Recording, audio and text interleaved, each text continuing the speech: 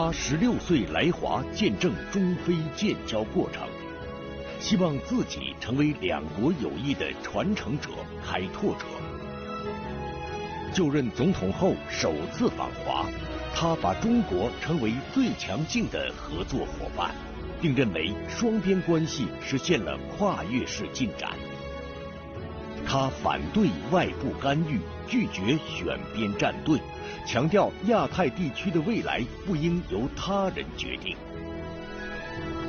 菲律宾总统费迪南德·罗穆尔德兹·马科斯接受高端访谈独家专访，敬请收看。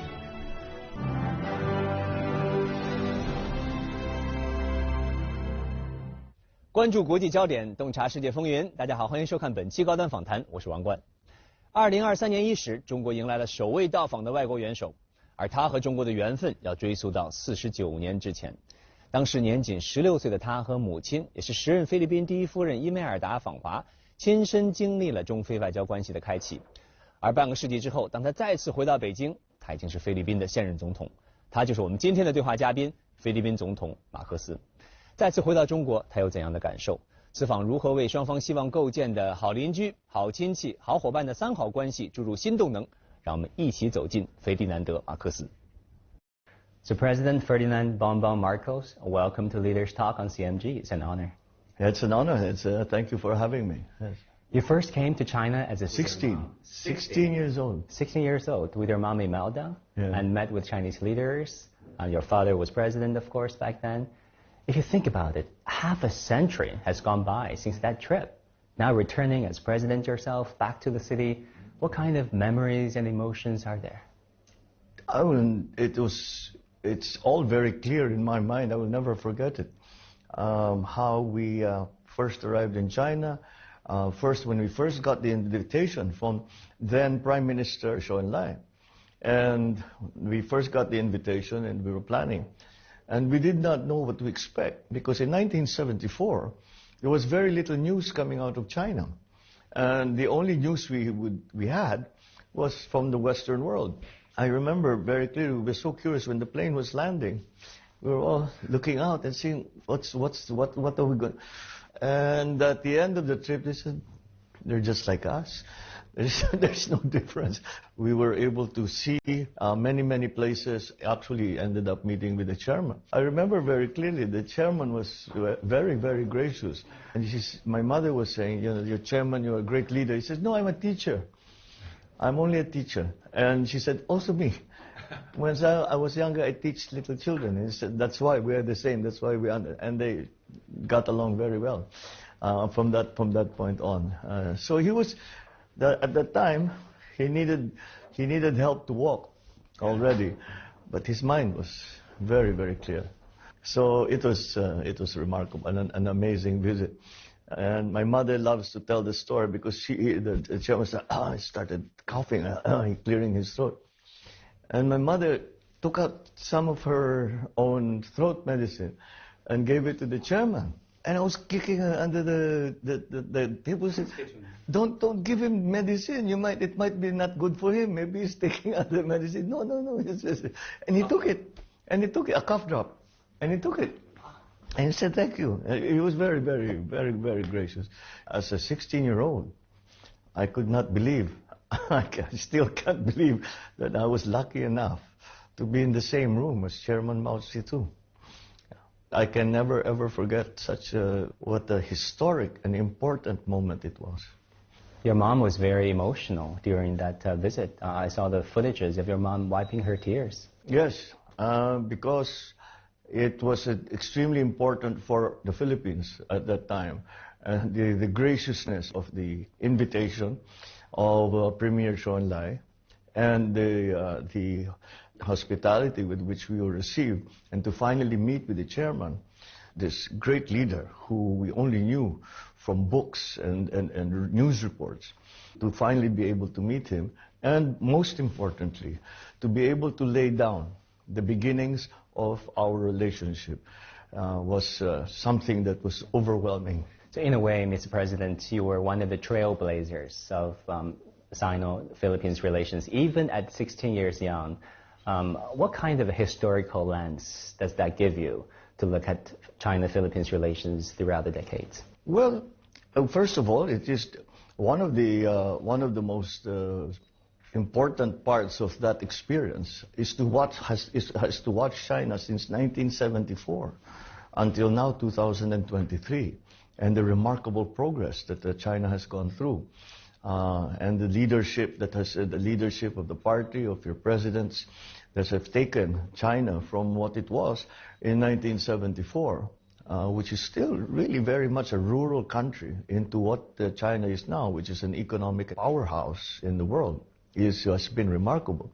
And to have been for the Philippines to have been part of that evolution, because we had already our diplomatic relations, and we were continuing to consult with each other on many levels already beyond the diplomatic level, has been something that I have always watched with great interest, for the simple reason is I want to know what happened to the beginnings that we laid down in 1974. And I can only say that it has grown by leaps and bounds, and I do not see how it will slow down. I think the only way forward is to increase and strengthen and deepen that relationship between our two countries.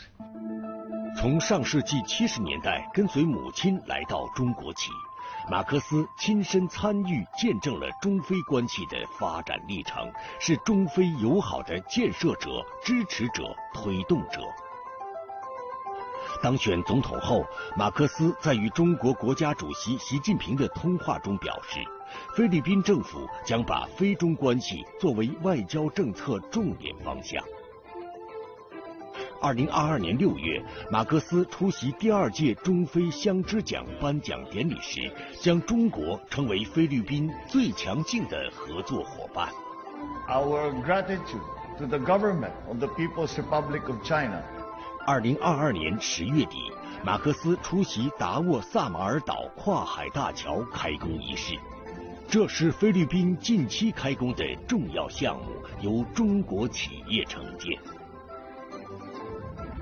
2022年11月，亚太经合组织领导人非正式会议前夕，习近平主席在泰国曼谷会见了马克思总统。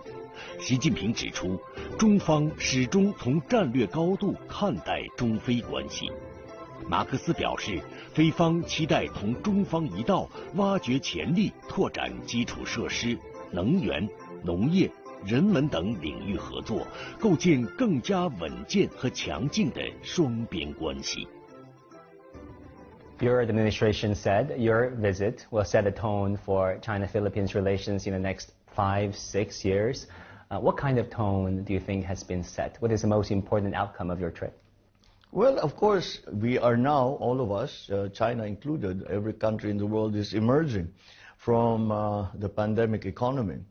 And I think the partnerships that we make as a country, both China, both the Philippines and the other countries, the partnerships we'll make are the ones that will make us stable in this world now that is a little bit confusing. And so that I think gives us further opportunities to strengthen our relationship. And I think what difficulties there might be present with the territorial claims in the South China Sea, I think we are good friends, China and the Philippines. And these things happen between even good friends. But good friends stay good friends, even if we have these problems. And good friends talk about the problems and resolve them in a nice and equitable and to find a way that is mutually beneficial to both countries. And that's the way I see it is going. And the groundwork, the foundation that has been laid, that was laid since 1974 and subsequently with my father coming, and the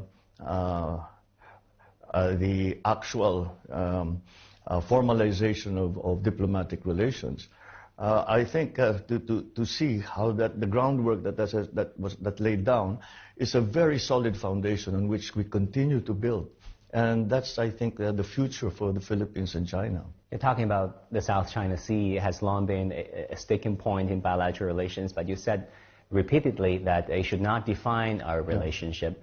What is the latest regarding bilateral consultation on maritime disputes? Well, right now we have these we constantly have communication, but it is not so formalized. And that's perhaps one of the things that I would like to propose in this trip to your president, that we raise the level of communications. Both sides have a direct conversation and a direct link to their presidents, my officials to me, and Chinese officials to the President Xi. And that way, we can avoid any possible misunderstandings, any possible mistakes. It is to make sure that not to aggravate the situation, but to calm things down.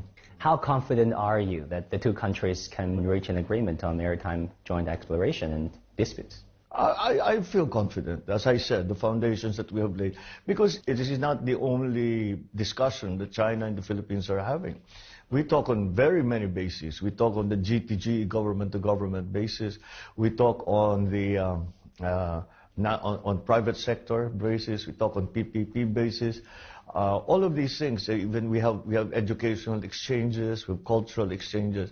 So those I think help solidify the relationship, and that's why I do not think that any difficulties will change, because those other areas will not change. They continue to grow stronger. They continue to become more important to our two countries. And because of that, I feel very confident that we will be able to move forward. Now, as you say, well, there are two ways of saying the expression, God is in the details or the devil is in the details. But we have many people who are working very hard to try and make this a success. I understand that that applies also to the Chinese side, and I think there's good desire from both sides to make it succeed. So, if the two sides are determined and committed to the success of that project, of that program, then we will find a way. I'm confident. Yeah, you talk about the importance of sticking with bilateral consultations. You're not a big fan of outside intervention, and you said, and I quote, the problems are with us and China. If the Americans come in, it is bound to fail. Can you elaborate your thinkings behind the statement? Well, I said that at the point where we were having discussions with China. It was in two previous administrations, and it was the Americans offered to be the third party between China and the Philippines. And I said, that's not going to succeed because you're a party in interest. It has to be between the Philippines and China. It can involve ASEAN because ASEAN, of course, is part. The claimants. And so, but it has to be someone from the region who has an interest in Asia Pacific. And I think that statement has now evolved into the thinking that the future of the Asia Pacific region must be decided by the Asia Pacific region, not anyone else. Talking about geopolitics, Mr. President, there have been a number of Washington-led initiatives which Beijing considers thinly veiled China containment institutions, such as IPAF on the economic side and AUKUS and Quad on the security side. How necessary do you consider these institutions in this day and age? Well, it's, I guess, a response from the Americans for what they see. The Philippines, again, has a very simple foreign policy. It's a foreign policy that commits itself to peace and that is guided by the national interest. And that national interest dictates that we will not allow ourselves to be drawn back into the old Cold War formula, where one has to take sides. The only side I'm on is the Philippine side. Fair enough. Very simple, and I think that is a good guide. 1月4日，习近平主席在与马克思总统的会谈中强调，中方愿同菲律宾及其他东盟国家聚焦合作与发展，维护好东盟在区域合作中的中心地位，推进五大家园建设，推动本地区摆脱冷战阴影，免于阵营对抗，持续成为发展繁荣高地。近年来，中菲两国持续深化“一带一路”倡议，同菲律宾多建好建规划对接，开展近40个政府间合作项目。在菲律宾首都马尼拉，中菲友谊桥横跨帕西格河，成为网红打卡地。在菲律宾北部巴利瓦特村，中国太阳能技术结束了当地村民没有电的日子。在齐科河流域，中企承建的灌溉工程解决了灌溉用水不稳定的难题，为菲律宾北部粮仓提供源源不断的水源。菲律宾是中国杂交水稻技术走出国门、走向世界的第一站。袁隆平院士曾30多次来到这里，与菲律宾人民合作攻克杂交水稻难以在热带生长的难关，培育出适合本地土壤气候的热带杂交水稻品种。如今，中国是菲律宾第1大贸易伙伴、第1大进口来源地和第2大出口目的地，有力促进两国疫情后经济复苏和繁荣振兴。菲律宾谚语说：“团结则生，分裂则死。”100年变局叠加世纪疫情、粮食危机、地区安全、气候变化等难题，是许多国家面临的时代之问。而合作共赢、携手同行，是中菲两国给出的共同答案。You will have met President Xi twice. What kind of a leader do you think he is? Well, clearly he is a very strong, stabilizing leader.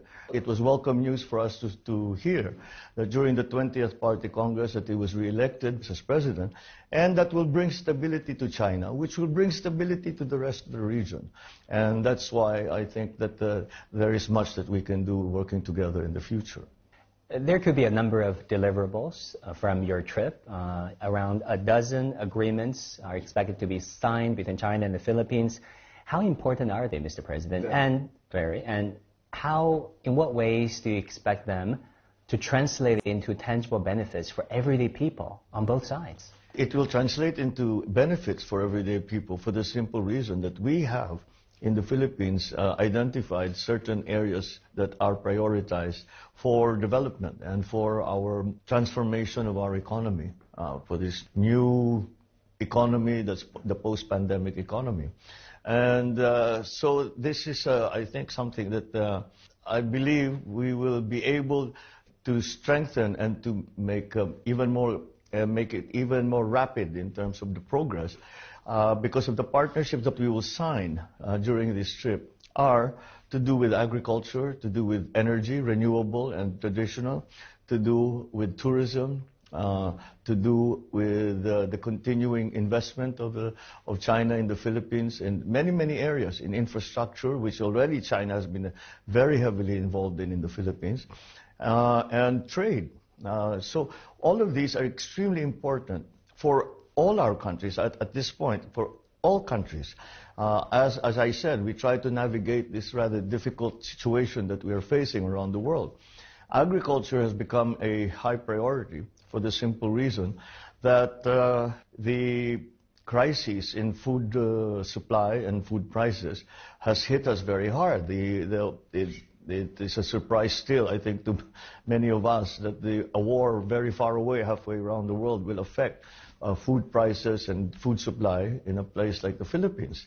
And China has already been of assistance to us because we have actually had many agricultural exchanges. And I remember many years ago, in the time of President Estrada, we were the only recipient of the rice hybrid. Hybrid rice, yeah. Yes, that was brought to the Philippines. It was actually tested. I was governor of the province then. How are they helping the Philippines? In the northern part of the Philippines.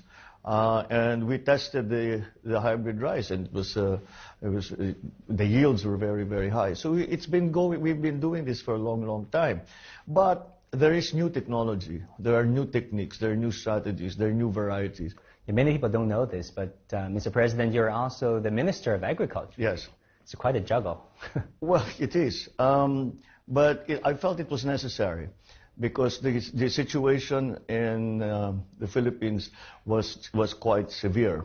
And I thought, since we had to move very quickly, I thought that should be a priority. And having the President also carry the title and position of agriculture would make things go much quicker, because I thought if I put the secretary there, who is the secretary that can really get things going?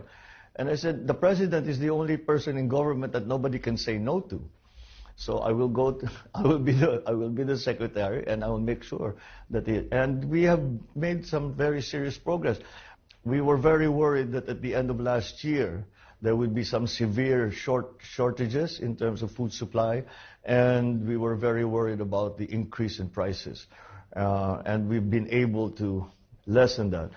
There's still a very high inflation rate, but much of that is imported, and so we're trying to reduce our importation. So all of these things have to be done around the agricultural sector. But then the agricultural sector is not farmers planting things the crops into the ground. Agriculture sector includes also fisheries, includes also livestock growing. And so all of these have to be put together, and we have to create a support chain so that our farmers, our livestock growers, all of them, our fisher folk, are able to adjust as well, to bring higher production, so we do not no longer need to import food. You have many other economic initiatives, including an infrastructure program called Build Better More. How do you see the synergy between your infrastructure program and China's Belt and Road Initiative? There are many areas actually which are in consonance that would be very, very important to continue to explore. The Build Better More program is really the expansion of the infrastructure program of my predecessor. And not only did we continue all that was started in the previous administration, in the Build program, we have expanded it further. And China has been our partner in that. It's become terribly, terribly important to us. We cannot keep thinking in terms of surviving. That mindset should be disposed of that already. That was for the pandemic. All we wanted to do was survive. But the pandemic is more manageable now. So I think it's time to start thinking about how we flourish, how we become bigger, how we become better, how we become more efficient. Again, the subject is unavoidable. How do we handle climate change? Climate change keeps coming up because, especially in ASEAN, in APEC, the subject keeps coming up because we are the most affected. The Philippines itself is considered one of the most vulnerable, if not the most vulnerable countries for the effects of climate change. It will affect our tourism. It will affect our building infrastructure. It will affect our education. It will affect everything is affected. It will affect the way we run our government and how we will have to evolve the government. So all of these elements seem to become more cohesive. Not in a good way, but they've come together, and we have to deal with it in a holistic manner. One last question. A lot of Chinese are craving for their first overseas trips, and now that we're moving beyond COVID, as president, maybe you can give them some tips on why Philippines. We have been hosting you. Before the pandemic began, there were about 1.5 million Chinese who would come to visit the Philippines. And we hope that in the future you will come and visit us again, and even bigger numbers, as we miss you, and we think that you come to the Philippines, that you will again enjoy the beauty of our country, and much more importantly, the kindness and hospitality of our people. President Bongbong Marcos, welcome back to China, and thank you for this. Thank you very much. Thank you.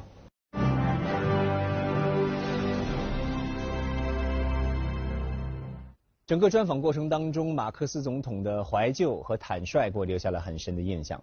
他用大段篇幅动情地回忆了年少时来中国的往事，说那份情谊弥足珍贵。他说，作为现任总统，传承父辈为中非关系打下的基础是一份责任。他认为务实合作一直是中非关系的主流，分歧总有办法去化解。好朋友不是说从来没有分歧，而是遇到问题解决问题，携手前行，而这他认为才是更牢固的友谊。好，感谢您收看本期高端访谈，我是王冠，我们下期再会。